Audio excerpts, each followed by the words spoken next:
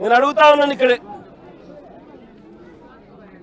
ఈ 2 ఎకరాల 17 సెంటర్లో దాదాపుగా 25 సంవత్సరాల నుంచి, అంటే 2001 పై నుంచి, 2001 ముందు నుంచి 25 సంవత్సరాలుగా వీళ్ళు ఇక్కడ నివాసం ఉంటా ఉన్నారు.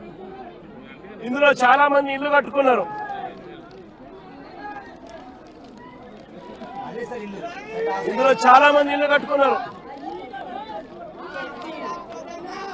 ఈ ఇంటికి సంబంధించి, ఈ ఇళ్లకు సంబంధించి విజయవాడ మున్సిపల్ కార్పొరేషన్ వారు బిల్డింగ్ ప్లాన్స్ అప్రూవల్ ఇచ్చినారు. ఈ ఇళ్లకు కరెంట్ కనెక్షన్ ఇచ్చినారు, డ్రైనేజ్ కనెక్షన్ ఇచ్చినారు. ఈ ఇంటికి అన్ని రకాల అనుమతులతో పాటు ప్లాన్ అప్రూవల్ చేసి విజయవాడ మున్సిపల్ కార్పొరేషన్ వాళ్ళు వీళ్ళు ఇల్లు కట్టుకుంటా ఉంటే ఇళ్ళకు కూడా ప్లాన్ అప్రూవల్ శాంక్షన్ చేసి స్టాంప్ వేసినారు. మరోవైపున బ్యాంకులు వాళ్ళు డ్యూ డెలిజెన్స్ పూర్తి చేసి వీళ్ళందరికీ లోన్లు కూడా ఇచ్చారు. ఇక్కడ ఉన్న వాళ్ళు దాదాపుగా ఒక్కొక్కరు 20 లక్షలు 25 లక్షల రూపాయల పైన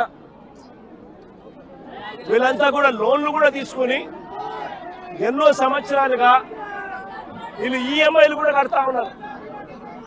మరి నేను అడుగుతా ఉన్నా,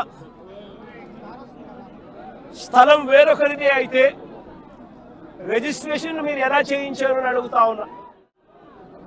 స్థలం వేరొకరిదే అయితే బిల్డింగ్ అప్రూవల్ ప్లాన్స్ ఎలా ఇచ్చారు అని అడుగుతా ఉన్నా. స్థలాలు వేరొకరివే అయితే ఈ ఇళ్లకు కరెంటు, డ్రైనేజు, ఇతర కనెక్షన్స్ అన్ని ఎలా ఇచ్చారు అని అడుగుతా ఉన్నా. వేరొకరిదే ఈ స్థలం అయితే వీటికి ఇక్కడ ఉన్న వాళ్లకు బ్యాంకు లోన్లు ఎలా ఇచ్చారు అని అడుగుతా ఉన్నా. రిజిస్ట్రేషన్లు చేశారు, బిల్డింగ్ ప్లాన్ అప్రూవల్స్ ఇచ్చారు, అన్ని రకాల పర్మిషన్స్ ఇచ్చినారు. చివరికి వీరికి బ్యాంకులు వాళ్ళు లోన్లు కూడా ఇచ్చాయి, వాళ్ళ డ్యూ డెలిజెన్స్ పూర్తి చేసి.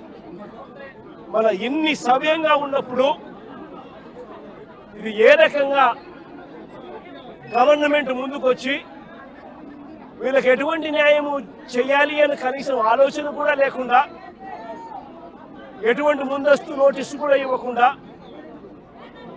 వీళ్ళ ఇళ్లలో ఉండగానే 200 మంది పోలీసులు పైచిలకు వచ్చి ప్రైవేట్ వ్యక్తులకు మద్దతు ఇస్తూ పొక్లేర్లు పెట్టి, జేసీబీలు పెట్టి, బుల్డోజర్లు పెట్టి ఏకంగా బిల్డింగులు పక్కన కొట్టడం జరిగింది.